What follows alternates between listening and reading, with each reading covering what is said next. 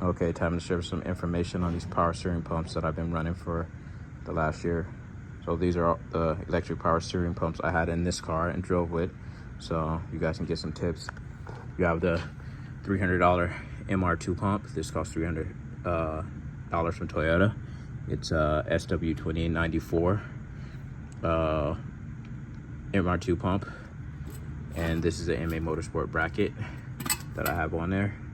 This pump, you need a relay, 100 amp relay to switch it on.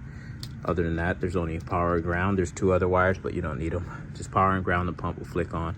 Also with the MR2 pump, you need this fitting. It's a M16 grab pitch inside of here, M16 1.5, but it needs to have a flare on the inside like that, or it won't seal. And if you don't have the right fitting, you have to grind it down and to get it to seal with the washer with the O-ring on it. So that's it for this pump. Also, wait, this pump has about 500 to 700 psi.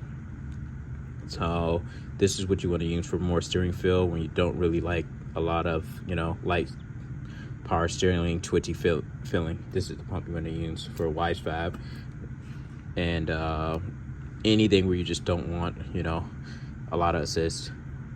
So next you have the Astra pump. You have to order this one on eBay. These are refurbished, upgraded, whatever they do to them. These are $350 shipped to your door, and then the bracket is $150. So it's a TRW pump, and these take the same fitting, the M16 1.5 with the -6, same as this. It's just this one doesn't need the flare. There's another one I have, there's a hole in the inside, so you don't need the flare fitting. Well, this pump has about 1400 psi, so this is like, if you have binding steering or really hard to turn steering, this is a pump you're going to want to use. Or like maybe a BMW where it requires more pressure than like a normal Nissan rack. This is the pump you want to use. And then you have this pump, which is a Volvo pump.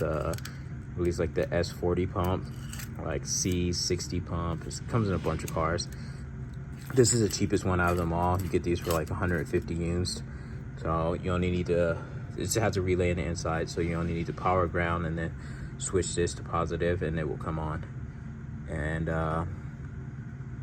pretty much this pump is running in limp mode, so this pump probably only puts out around, I would guess, like 900 psi. Unless you find this thing that someone said they sell on eBay, a controller for this pump to allow it to, adjust the pump speed, so you can probably get around 1400 psi. So, but I couldn't find it. I'm waiting for a link. If I find the link, I'll post it up. The fitting's also the same. It's the M16 1.5 for this, and you don't need the flare on this. You just need a regular fitting to that 6, and you're fine. So, and then if you want to turn the pressure down on these pumps, this is what you have to buy. So you just buy one of these from Power Steering Fluid. This is like a hydraulic pressure adjuster. So you just screw this on here and put your line on this side, and then you're good. I think this is a 1/2 inch pipe thread to -6 fitting. So this is what you want to use to adjust pressure lower to get more steering feel. And then also, what did I try? I tried twin pumps.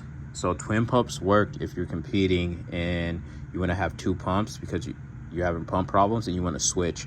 But to run two pumps, you need to run check valves. This is a check valve. So you need to run one of these Y fittings right here, and then the check valve to each pump. And then if you lose a pump, you could just switch on the second one. So you run a line from both pumps to the Y, and you put the check valve before the Y, and then you run this one line to the rack. And then like you put them both on switches, and whichever one you need, if one starts to fail, you just switch to the other one and you're good. I tried to run two pumps at once, but it trips out the steering because it's way too much pressure. I just wanted to see what's going to happen. I see people running two pumps. I don't think they're on at the same time. Even with two pumps with restrictors, they can't be on at the same time because it's way too much pressure. So maybe an off-road truck with big tires, then you would want to do that. But make sure you put the check valves, because if not, one pump will just push all the pressure out the other side. I learned the hard way on that, made a big mess. So also, I ran all of these pumps in the back of the car with 7 feet of line, and I ran them up here in the front right next to the rack with, I think that one's 15 inches of line, and I didn't notice drifting any difference in steering like change. So people told me that, oh, if you run the pump in the back, the steering's going to be laggy, all this. That's not true. And I didn't do hard line either. I just had hydraulic rubber line going to the back. So put your power steering pump wherever you want to put it, in the back of the car, from the car. That's not going to change steering feel at all on any of these pumps. So I just wanted to let you know that, and that's pretty much it. Oh, this pump, you need a Chase Bay canister. You can use a stock one, just one of these. I still have it installed. So this one doesn't have, obviously, a tank on top, the reservoir for it. So you have to just run this to the reservoir, and then the return from the rack to the reservoir, and then this is the pressure to the rack.